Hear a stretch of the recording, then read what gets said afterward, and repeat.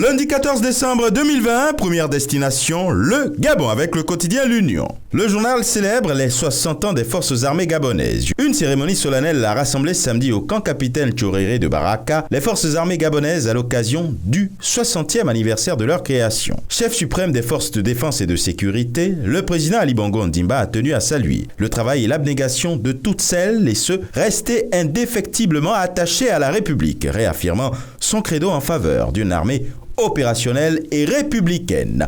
Et liberté de proposer en sa manchette les deux visages de Faure Gnassingbé. Nous sommes au Togo. Prompte dans le limogeage du préfet de Yoto, autiste sur les crimes de sang et économique. Titre le confrère togolais. Au Sénégal, la Walf Quotidien écrit politique politicienne, Macky à fond la casse. Traque au bien mal acquis, affaire Karim et Khalifa, référendum, dialogue, parrainage au service de la cause. L'enquête écrit suppression primature, Macky joue et perd.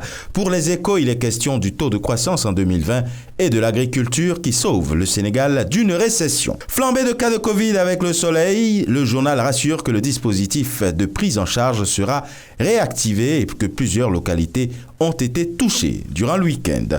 Au Bénin avec la Nation, on évoque la tournée du chef de l'État dans les communes. Accueil magistral de talons à Abomey-Calavi, lit-on. Une actualité qui s'invite également en manchette du quotidien Le Matinal. La tournée de reddition de comptes du président de la République béninoise, Cotonou, sous le charme des réformes de l'ère Talon. Les présidentielles béninoises en point de mire avec fraternité. Déclaration de candidature, Yannick Emmanuel Dossou décline sa vision pour le Bénin. La Côte d'Ivoire a passé le cap et en est à l'investiture ce jour du président Alassane Dramane Ouattara, ce qui fait justement la une du quotidien Fraternité Matin.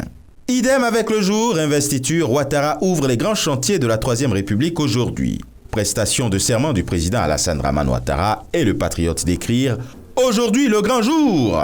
Le Burkina Faso célèbre par le truchement du quotidien L'Information pour tous le 22e anniversaire de l'assassinat de Norbert Zongo. Et on lit en la manchette du journal que ni les tergiversations ni les obstacles dressés ne viendront à bout de la détermination du peuple burkinabé. 11 décembre 2020, l'Observateur estime que le pari a été réussi pour Banfora. Sidoya revient sur la célébration de la fête nationale du Burkina Faso sous le signe de la cohésion et de l'engagement patriotique, rassure le journal. Et maintenant, Cameroun Tribune, qui s'intéresse aux différents conseils régionaux. Des visages bien connus, promet le journal. Décentralisation, la cause commune d'immutation. Le jour lui écrit que des députés insistent sur l'illégalité du budget 2021. Et enfin, au Maroc avec le matin, reconnaissance par les États-Unis d'Amérique de la souveraineté pleine et entière du royaume sur ses provinces sahariennes, le Maroc réussit, sous le leadership de Sa Majesté le roi Mohamed VI, une percée historique et un triomphe diplomatique sans précédent. Et ce sera tout pour aujourd'hui. Mais encore, prudence, vigilance et surtout, n'oubliez pas les gestes barrières.